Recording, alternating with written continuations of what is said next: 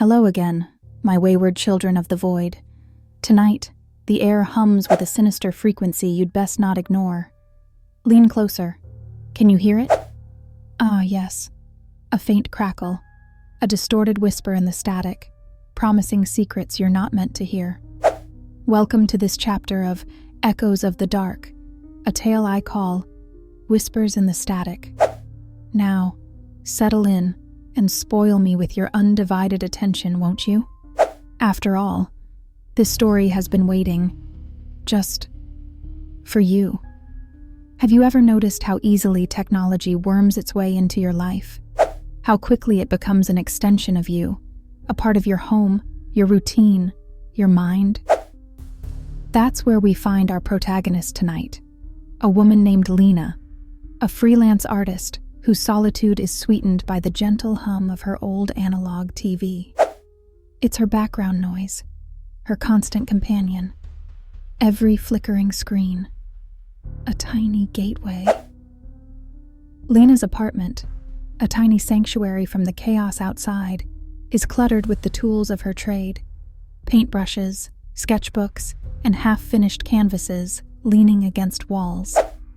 But there's one thing that stands out most, looming like some forgotten deity in the corner: her TV, an antique relic with a dial you must turn by hand.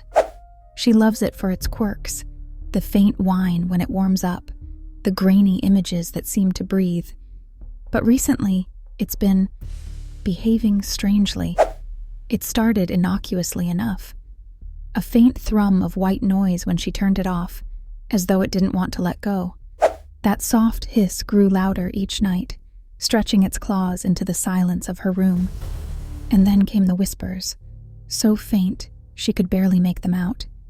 Stubborn curiosity rooted her to the couch, ears straining to decipher the ghostly murmurs. "Listen," it seemed to say. But Lena dismissed it as a quirk of old machinery, or so she tried to convince herself. Until one night, when it finally spoke. Not in murmurs, but in words. "Why do you sit here alone, Lena? Why do you hide?" Her blood froze as the rasping voice clawed its way through the static. Rationality demanded an explanation. A radio signal? A neighbor's device? But deep down, she knew better. It had said her name. The voice wasn't coming from outside the television. It was within. Despite her fear, or perhaps because of it, she found herself drawn to the screen. The voice was familiar. No, not familiar. Intimate, like an echo of her own subconscious. It told her things she had never shared with another soul.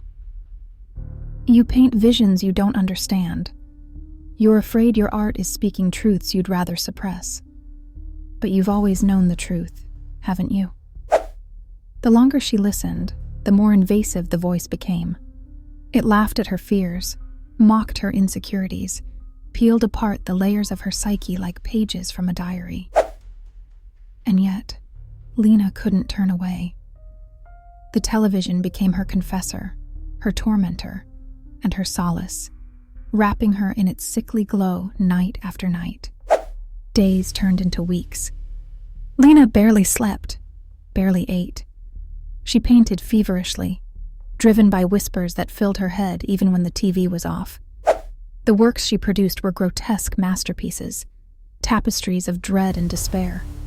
And always, she felt eyes on her, watching through the static, judging, hungering. One night, the whispers changed. They begged her to come closer. "Touch the screen, Lena," they urged, and she obeyed. As her fingers brushed the glass, icy tendrils wrapped around her wrist, pulling until her breath came in ragged gasps and her vision blurred. For a brief, terrible moment, she saw it. A face, or something pretending to be a face. Eyes like black voids, a smile too wide, too sharp. The screen went dark.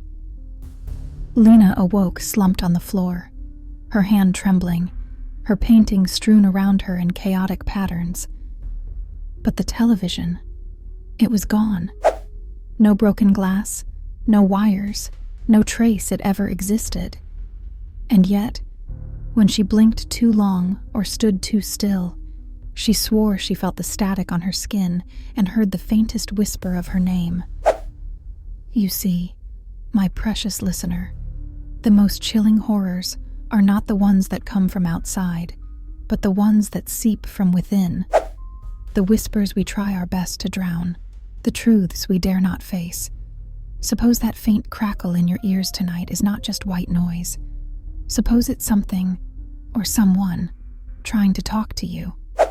Will you listen, or will you stay safely ignorant? For now, oh dear wanderer of the dark, our time has come to an end. For now, I'll be waiting for you in the shadows, where stories never sleep. And remember, every whisper is just a heartbeat away. Sweet nightmares, until we meet again.